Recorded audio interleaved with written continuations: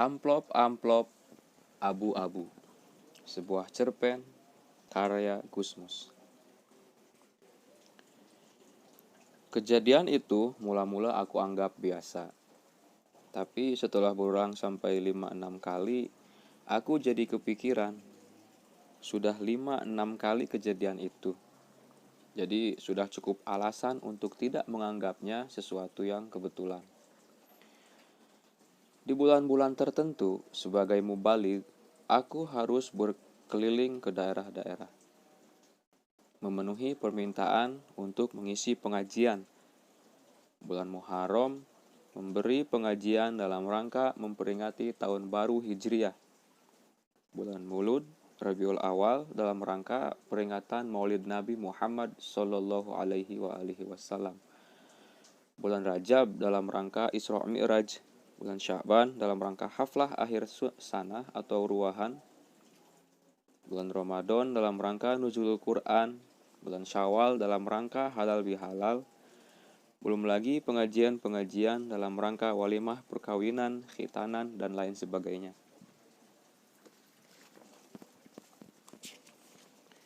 Capek juga. Kadang-kadang ingin sekali aku menghentikan kegiatan yang menguras energi ini. Bayangkan, seringkali aku harus menempuh jarak ratusan kilometer dan tidak jarang lokasi tempat pengajian sulit ditempuh dengan kendaraan roda 4. Hanya untuk berbicara sekitar 1 jam. Kemudian, setiap kali pulang larut malam, galibnya menjelang subuh baru sampai rumah. Tentu saja tidak pernah ada yang menyambut kedatanganku. Anak istri masih tidur. Kalau pengajian-pengajian itu jelas pengaruhnya pada jamaah sih tidak masalah. Ini tidak. Pengajian-pengajian yang begitu intens dan begitu tinggi volumenya itu sepertinya hanya masuk kuping kanan dan langsung keluar lagi dari kuping kiri. Tak membekas. Buktinya mereka yang bakhil ya tetap bakhil, yang hatinya kejam ya tetap kejam. Yang suka berkelahi dengan saudaranya ya masih terus berkelahi. Yang bebal terhadap penderitaan sesama juga tidak kunjung menjadi peka. Yang suka menang-menangan ya tidak insaf. Pendek kata, seolah-olah tidak ada korelasi antara pengajian dengan mental mereka yang diberi pengajian. Kadang-kadang aku berpikir, apakah masyarakat kita ini suka pengajian hanya seperti hobi saja? Kelangenan. Mungkin juga karena mubaligh sering mengemukakan besarnya pahala mendatangi pengajian tanpa lebih jauh menjelaskan makna mendatangi pengajian itu. Jadi orang menghadiri pengajian sekedar cari pahala. Yang penting hadirnya. Tak peduli hadir terus tidur, melamun, ngobrol sendiri, atau hanya menikmati kelucuan dan keberanian mubalighnya. Kok tidak ada ya yang menyerupai gejala ini? Misalnya meneliti sejauh mana pengaruh ceramah agama terhadap perilaku masyarakat yang menerima ceramah. Pengaruh positifnya apa, negatifnya apa, dan sejauh mana peranannya dalam memperbaiki mental masyarakat. Tapi baiklah, biarkan aku bercerita tentang pengalamanku. Mula-mula kejadian yang kualami aku anggap biasa. Tapi setelah berulang sampai 5-6 kali, aku jadi kepikiran.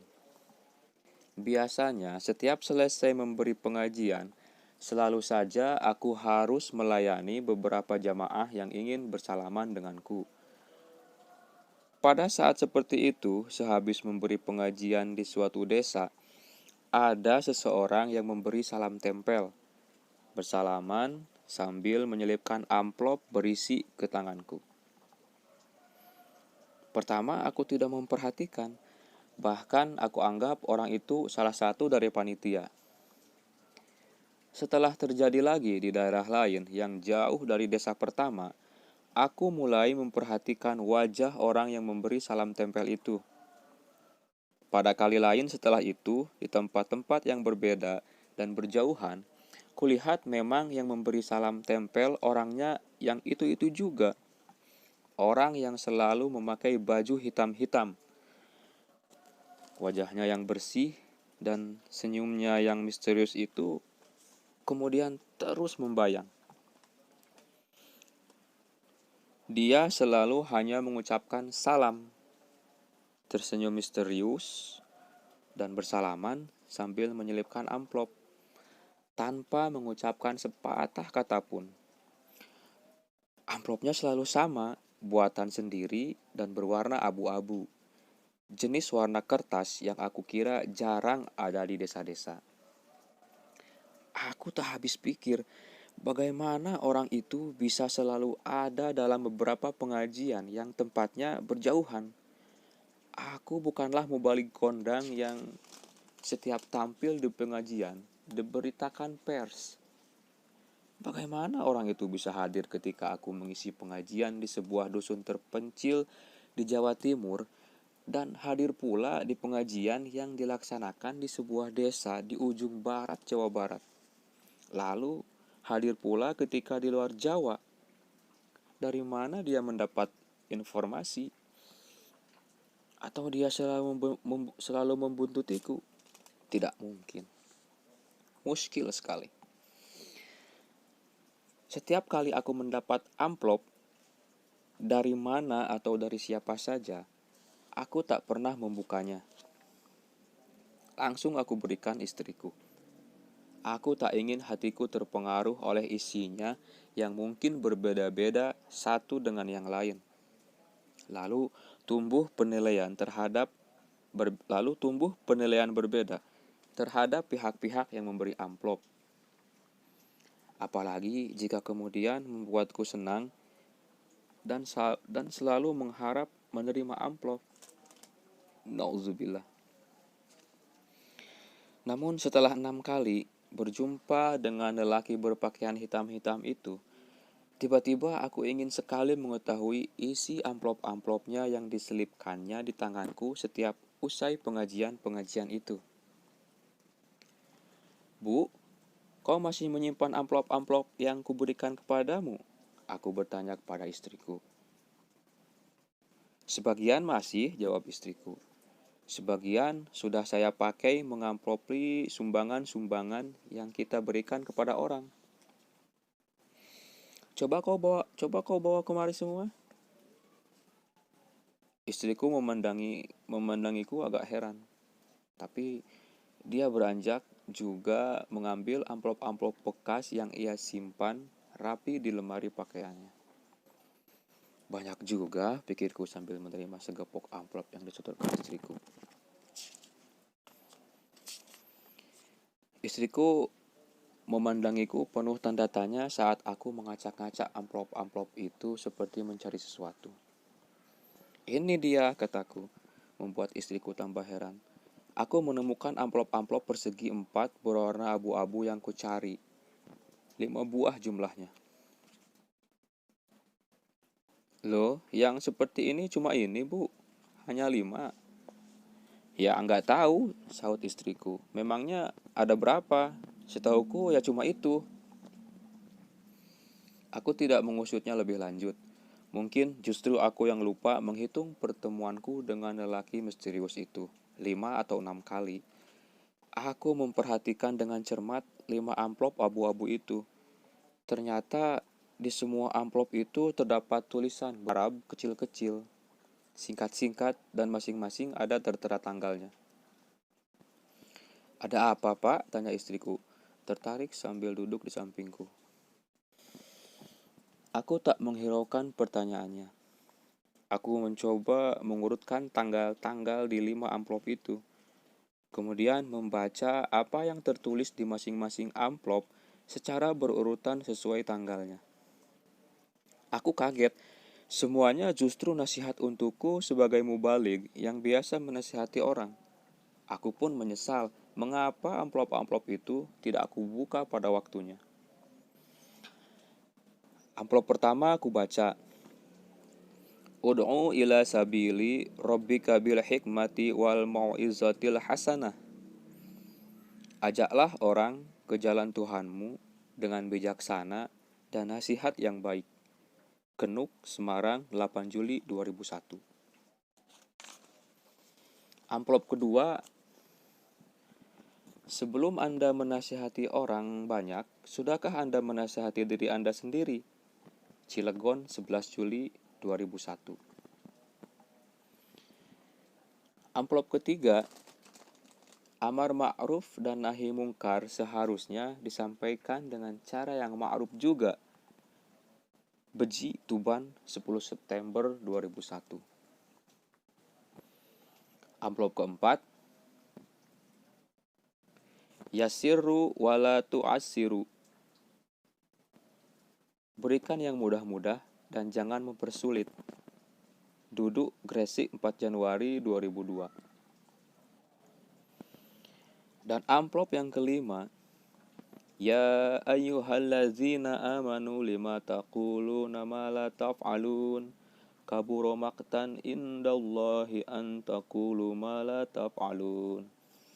Hai orang-orang yang beriman, mengapa kamu mengatakan sesuatu yang kau sendiri tidak melakukannya? Besar sekali kebencian di sisi Allah bahwa kamu mengatakan sesuatu yang kau sendiri tak melakukannya. Batanghari, Lampung Timur, 29 April 2002. Aku mencoba mengingat-ingat apa saja yang pernah aku ceramahkan di tempat-tempat di mana aku menerima amplop-amplop itu. Ternyata aku tidak bisa mengingatnya. Bahkan aku tidak ingat apa saja yang aku bicarakan pada kesempatan-kesempatan lainnya. Ternyata aku lupa semua yang pernah aku katakan sendiri. Siapapun orang itu, atau jangan-jangan malaikat, aku merasa berhutang budi. Sebagai mubalik, pekerjaanku hanya memberi nasihat. Jadi memang jarang sekali aku mendengarkan nasihat. Aku sungguh bersyukur ada yang menasihatiku dengan cara begitu sehingga sebagai mubalik aku tidak perlu kehilangan muka. Aku jadi mengharap mudah-mudahan bisa bertemu lagi dengan lelaki berpakaian hitam-hitam dan berwajah bersih itu di pengajian-pengajian mendatang. Kau masih ingat isi dari amplop-amplop ini? Tanyaku kepada istriku yang masih seperti bingung memperhatikan. Siapa yang tidak ingat isi amplop-amplop itu? Kalau yang lain mungkin aku lupa, tapi amplop-amplop warna abu-abu itu aku tidak bisa lupa. Soalnya semua isinya sama, selalu 200.000 rupiah. Malah semuanya masih saya simpan. Masih kau simpan, kataku kaget campur gembira. Jadi semuanya masih utuh, berarti semuanya ada 1 juta rupiah. Ya masih utuh, wong aku tidak pernah mengutik-ngutik uang itu. Rasanya sayang, uangnya masih baru semua. Seperti baru dicetak, aku simpan di bawah pakaian-pakaianku di lemari, ujar istriku sambil beranjak ke kamarnya, mau mengambil uang yang disimpannya. Aku menunggu tak sabar. Tak lama kemudian, tiba-tiba, "Pak!" terdengar suara istriku berteriak histeris. "Lihat kemari, Pak!" Aku buru-buru menghambur menyusulnya ke kamar. Masya Allah, kulihat lemari pakaian istriku terbuka, dan dari dalamnya berhamburan uang-uang baru 100 ribuan. Seolah-olah isi lemari itu memang hanya uang saja.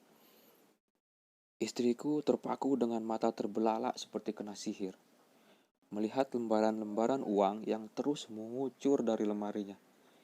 Dalam takjubku, aku sendiri masih melihat sebuah amplop abu-abu ikut melayang di antara lembaran-lembaran uang itu. Aku segera menangkapnya. Nah, ini dia yang satu lagi. Jadi benar hitunganku. 6 kali aku bertemu lelaki itu. Ini amplop ke-6. Tanpa memperdulikan istriku yang masih bengong, Memandangi lembaran-lembaran uang yang berterbangan, aku amati amplop itu seperti mengamati amplop-amplop lainnya tadi. Dan ternyata di sini juga terdapat tulisan Arab kecil-kecil. Isinya, "Wamal hayatud dunya illa mata'ul ghurur." Kehidupan duniawi itu tidak lain hanyalah kesenangan yang memperdayakan. Arafah 9 Zulhijjah 1418 Hijriah. Tidak seperti amplop-amplop lainnya. Yang satu ini juga ada tertera nama dan tanda tangan. Hamba Allah Khidir. Tahun 1418 Hijriah, aku memang naik haji. Tapi aku tidak ingat pernah bertemu lelaki berpakaian hitam-hitam dan berwajah jernih itu. Rasanya di Arafah semua orang berpakaian putih-putih. Subhanallah.